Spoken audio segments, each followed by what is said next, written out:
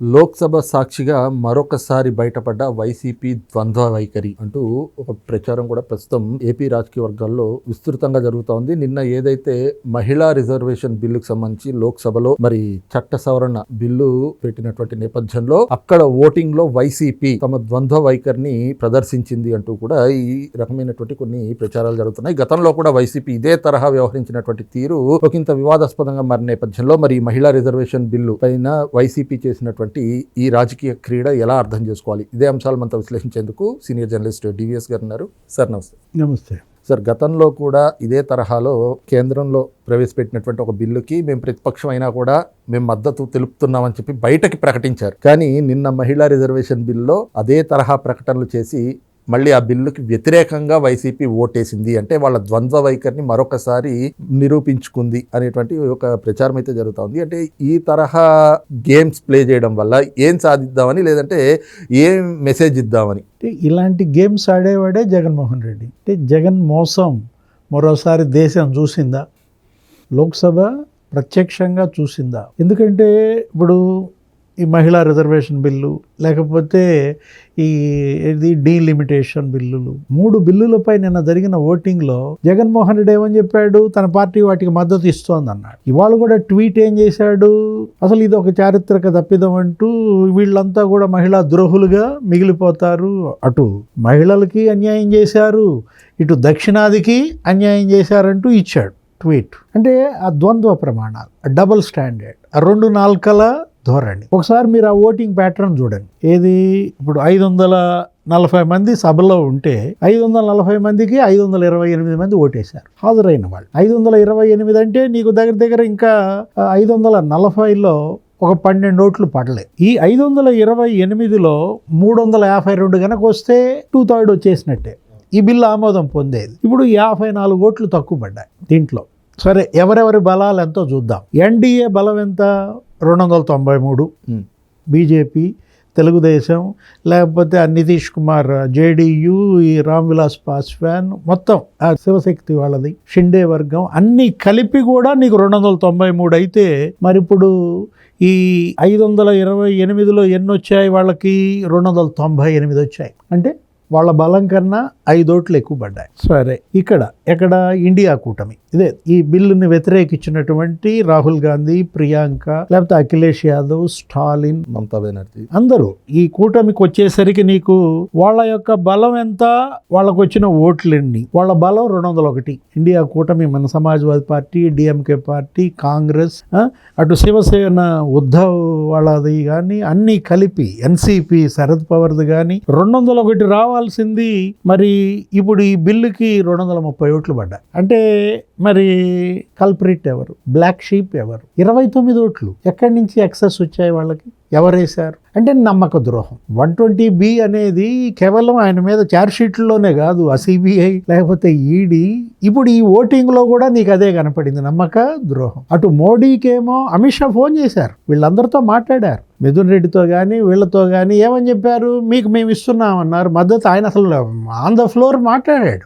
ఎవరు? మిథున్ రెడ్డి. నీ 4 ఎంపీలు ఇవాళ రాహుల్కి అమ్ముడుపోయారా? అంటే జగన్మోహన్ రెడ్డి యొక్క డబుల్ స్టాండర్డ్ అనాలా దీన్ని? ఇప్పుడు ఇక్కడ మనం వాళ్ళకేమో కేవలం ఎన్ని ఓట్లు ఎక్కువ వచ్చాయి? 5 ఓట్లే. వీళ్ళకి 29 ఎక్కడి నుంచి వచ్చాయి? ఆ 5 మీ కాదు, అది ఖాయంగా చెప్పొచ్చు. వైఎస్ఆర్ కాంగ్రెస్ పార్టీ వేయలేదు ఆ ఓట్లు. గతంలో మీరు చూశారు బిల్లులప్పుడు, అనేక బిల్లుల్లో కూడా ఇదే డ్రామా ఆడాడు. వ్యవసాయ బిల్లులు మద్దతు అంటాడు, 3 బిల్లులు ఆమోదించాడు ఆ రోజు లోక్సభలో ఈయన ముఖ్యమంత్రిగా ఉన్నప్పుడు. జమ్మూ కాశ్మీర్ విషయం కానీ, లేకపోతే ఉమ్మడి పౌర స్మృతి విషయం కానీ, ఆ వక్ఫ్ బోర్డు అది చూసారా ఆ రోజు? ఒక డ్రామా, అసలు మామూలు డ్రామా కాదు, హై లెవెల్. నీకేంటి, లోక్సభలో ఒక రకంగా, రాజ్యసభలో ఒక రకంగా. అక్కడ మిథున్ రెడ్డి బలపరుస్తాడు, ఇక్కడ సుబ్బారెడ్డి వ్యతిరేకిస్తాడు.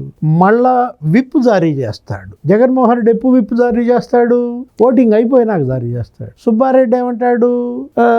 మిస్టేక్ అంటాడు, సారీ అంటాడు, అది ముందు రాలేదు, విప్ తర్వాత వచ్చింది అంటాడు. అంటే జగన్మోహన్ రెడ్డి జగన్ నాటకం ఏ విధంగా ఇవాళ కనపడుతోందంటే, ఎందుకు ఇంత భయం? ఇప్పుడు ఇవాళ స్టాలిన్కి లేని భయం, రేవంత్కి లేని భయం, శివకుమార్కి లేని భయం, జగన్కే ఎందుకు? ఎవరంటే భయం? మోడీ అంటే, షా అంటే వాళ్ళు దడుచుకుని వాళ్ళ మీరు ఇండియా కూటమిలో ఎందుకు చేరటం లేదు? ఆ రోజు నువ్వేం చేశావు? ఇప్పుడు స్టాలిన్ మీటింగ్ పెట్టిన రోజు ఒక నాటకం, అందరూ అటెండ్ అయ్యారు దానికి. ఇండియా కూటమి ముఖ్యమంత్రులుగా స్టాలిన్, లేకపోతే అటు రేవంత్ రెడ్డి, అసలు కేటీఆర్, మరి అందరూ వచ్చిన దీంట్లో జగన్మోహన్ రెడ్డి దానికి డొమ్మా కొట్టి అతనికి ఆహ్వానం పంపిన ఒక లేఖ రాశాడు. అసలు గైర్హాజరు అవ్వటం ఎందుకు, మళ్ళా లేఖ రాయటం ఎందుకు, అక్కడే మీకు అర్థం కావటంలా. ఏంటి అతను ఒక అడుగు ముందుకి 3 అడుగులు వెనక్కి. పార్టీ ఎందుకు ఈ విధంగా మారింది, ఏంటి పార్టీ భవిష్యత్తు? వాళ్ళు వైఎస్ఆర్ కాంగ్రెస్ పార్టీకి ఒక స్టాండ్ కానీ ఒక పాలసీ కానీ లేకుండా జనం ఎందుకు నమ్మట్లేదు? జనమే కాదు, ఇతర పార్టీలు కూడా జగన్మోహన్ రెడ్డిని ఎందుకు నమ్మట్లేదు? అటు ఎన్డీఏ కూటమి అతన్ని చేర్చుకోవడానికి సిద్ధంగా లేదు. ఎందుకని?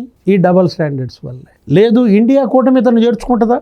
రాహుల్ గాంధీ ఇతన్ని విశ్వాసంలోకి తీసుకుంటాడా? అంటే అసలు అటు ప్రజల విశ్వాసం ఎటు లేదు, ఇటు మిగతా మిత్రపక్షాలు అంటామా లేకపోతే సహచర పార్టీలు అంటామా, ఆ నాయకుల విశ్వాసం కూడా అతను పొందలేకపోయాడంటే అది కదా ఇవాళ జగన్మోహన్ రెడ్డికి మైనస్. ఇప్పుడు తల్లి నమ్మదు, చెల్లి నమ్మదు, బంధువులు నమ్మరు. సరే, నీ కుటుంబం, మీ పంచాయతీ మీరు తెలుసుకోవడం మనకు సంబంధం లేదు, ప్రజలకు కూడా అవసరం లేదు. పార్టీ నాయకులు, క్యాడరు పాపం నిన్ను నమ్ముకున్నారే, వాళ్ళకి ఇంకా భవిష్యత్తు లేదు, వేరే పార్టీలో చేరలేరు. ఎందుకంటే తెలుగుదేశం వ్యతిరేక భావజాలం నరాన జీర్ణించుకుపోయినటువంటి వాళ్ళు చంద్రబాబుతో పాటు కలిసి నడవలేరు. అట్లాగే జనసేన మరి లేకపోతే బీజేపీ వాళ్ళు కొంచెం ఆ భావజాలాలకు వ్యతిరేకంగా ఉంటారు. ఇప్పుడు ముస్లిమ్స్ కానీ క్రిస్టియన్స్ కానీ, షర్మిల తిట్టింది అందుకే కదా, దళిత క్రిస్టియన్లని ఇంత అన్యాయం జరిగితే వాళ్ళ రిజర్వేషన్లే ఇవాళ మరి ఇదైనప్పుడు దేశం మొత్తం వాళ్ళకి మద్దతుగా నేనున్న వైఎస్ బిడ్డగా అని చెప్పింది. మా నాన్న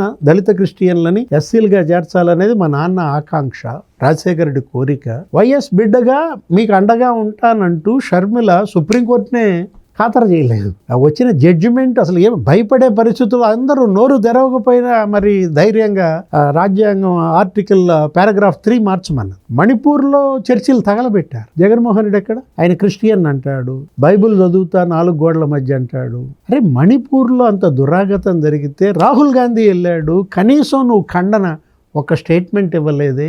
షర్మిల షంషేర్గా నిలబడింది. అప్పుడు మణిపూర్ చర్చిల దహనం విషయంలో అయినా, ఇక్కడ ఈ సుప్రీంకోర్టు జడ్జిమెంట్ విషయంలో అయినా జగన్మోహన్ రెడ్డి ఏమైనా స్టాండ్ ఉందా? అంటే ఇవాళ దళిత క్రిస్టియన్లే జగన్ పార్టీకి వెన్నెముకగా మనం చూసాం. ఏది విమలమ్మ ప్రచారం, చర్చిల్లో మరి పాస్టర్లు కానీ అందరూ కూడా వాడేవాడో జాన్ బెన్నీ లింగం నీకు తెలుసు, బైబిల్ పక్కన పెడితే ఊసకోతే అన్నాడు. అట్లాంటి కరుడు గట్టినటువంటి వాళ్ళు నీ వైపు నీకు అండగా నిలబడితే వాళ్ళ రిజర్వేషనే లేచిపోతే పరిస్థితుల్లో నోరు తెరవు, వాళ్ళ చర్చిలు తగలబెట్టినా మాట్లాడు, కనీసం ఖండనివ్వవు. ముస్లింలు, మైనారిటీలు వాళ్ళకి నీ నుంచి ఎటువంటి రక్షణ లేదు, భద్రత లేదు. అంటే నమ్మక ద్రోహిగా జగన్మోహన్ రెడ్డి ఇప్పటిదాకా నువ్వు ఆయన నమ్మక ద్రోహం ఆయన కుటుంబానికి లేకపోతే ఆయన పార్టీకి ఆయన రాష్ట్రానికి మనం చూసాం, అమరావతికి చూసాం. అమరావతిలో అదే కదా, నేను ఇల్లు కట్టుకున్నా ఇక్కడే ఉంటానన్నాడు. ఏం చేశాడు? అప్పటి ఋషికొండ ప్యాలెస్ అన్నాడు, కాపురం అక్కడే పెడతానన్నాడు, 3 ముక్కలు అన్నాడు. నమ్మక ద్రోహం ఇవాళ దేశానికి రుచి చూపించాడు, లోక్సభకి రుచి చూపించాడు. అటు ఎన్డీఏ ఇటు ఇండియా కూటమి మామూలు డ్రామా కాదు కదా.